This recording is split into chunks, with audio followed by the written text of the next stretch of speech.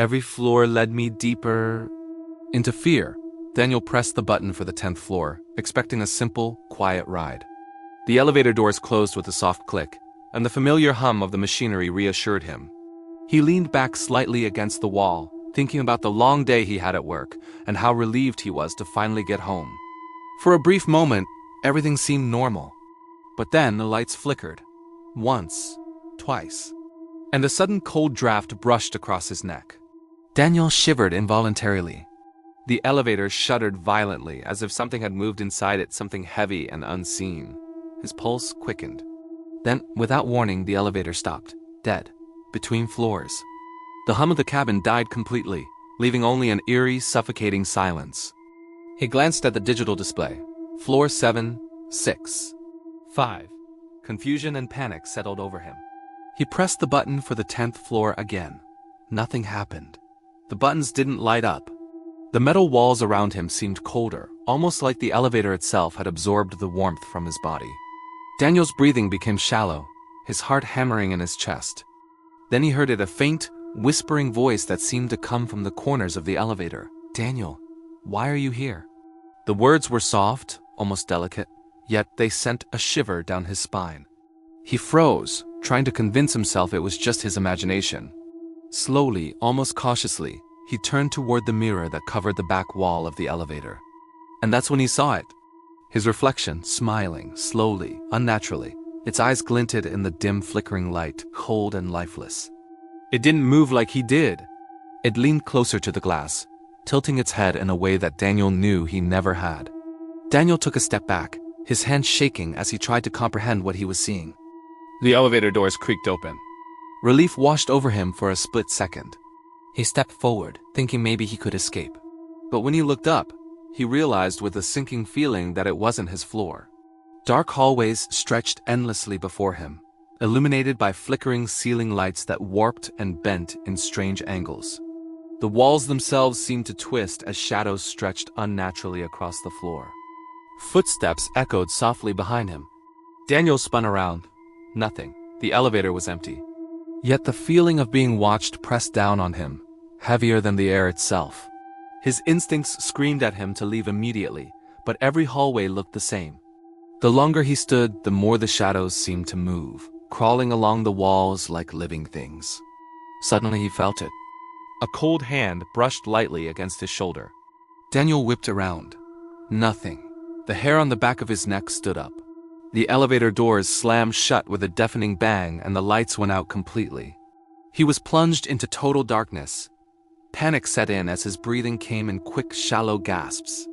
The whisper returned, louder this time, sharper, surrounding him from all directions. "Stay with us, Daniel." He stumbled backward, trying to find the wall. The cabin seemed smaller now, closing in around him. Shadows began crawling along the walls and ceiling, moving independently, as if the elevator itself had become alive. Daniel fumbled for his flashlight in his pocket. The weak beam flickered on, revealing shadows that stretched unnaturally along the ceiling. He could see shapes moving behind the mirrored walls, twisting and turning in ways that made no sense. Then he looked at the mirror again. A figure was emerging behind his reflection. Not him, something taller, thinner, arms too long to be human.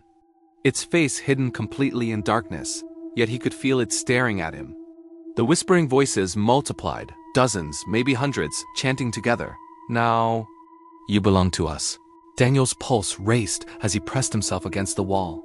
He couldn't move. His legs felt frozen. Every instinct told him to run, but fear paralyzed him.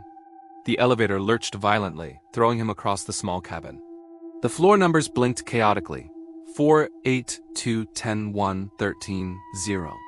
Daniel had no sense of direction anymore. The lights flickered again, and in a flash, the shadows were closer, crawling along the ceiling, wrapping their long limbs around the cabin like black vines. Daniel screamed. The elevator spun unnaturally, jerking in impossible ways. He felt hands' cold, skeletal brush against his body. He tried to scream again, but no sound came out. Then, finally, the elevator lurched to a stop. The doors creaked open at the lobby. Light spilled in, and the hum of normal electricity returned. Daniel stumbled out, gasping for air, clutching the wall for support. Relief washed over him, but it didn't last long. In the lobby mirror, he saw something that made his blood run cold. His reflection wasn't him. Its eyes followed him, cold and lifeless. Its smile was wider than any human smile could ever be. Daniel spun around. The elevator doors were closed now, completely normal, but a faint whisper still echoed from inside. Next time, don't fight it. The next morning, building staff discovered that the elevator doors were scratched and dented, as if something heavy had forced its way inside. Daniel was gone. No footprints, no belongings except his apartment key and wallet lying neatly on the counter. No sign of struggle, nothing. Tenants reported strange occurrences in the days that followed. Some said the elevator moved by itself late at night.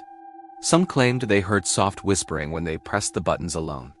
Others noticed shadows reflected in the mirrors that weren't theirs, or slight movement in the corners of their vision. Some swore that when the elevator reached the 10th floor, the air turned ice cold, and a faint voice called their names. Weeks later, Daniel's friends tried to contact him. Calls went unanswered. Messages were never returned.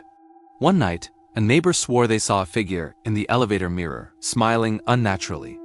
They couldn't see the person's body, just the face staring from inside the reflection. No one knows what happened to Daniel. Some believe he was trapped between floors, pulled into another dimension by something living in the elevator. Others think the elevator itself is cursed, feeding on fear and trapping those who dare ride it alone. And sometimes late at night, tenants hear faint whispers inside the elevator. Soft, deliberate, and terrifying. If you ride it alone, they say, you might hear your name. And if you look into the mirror, you might see something watching you, waiting for you to belong to it forever. If this story gave you chills, like the video. Comment if you dare take this elevator. And don't forget to subscribe for more terrifying tales that will haunt your nights.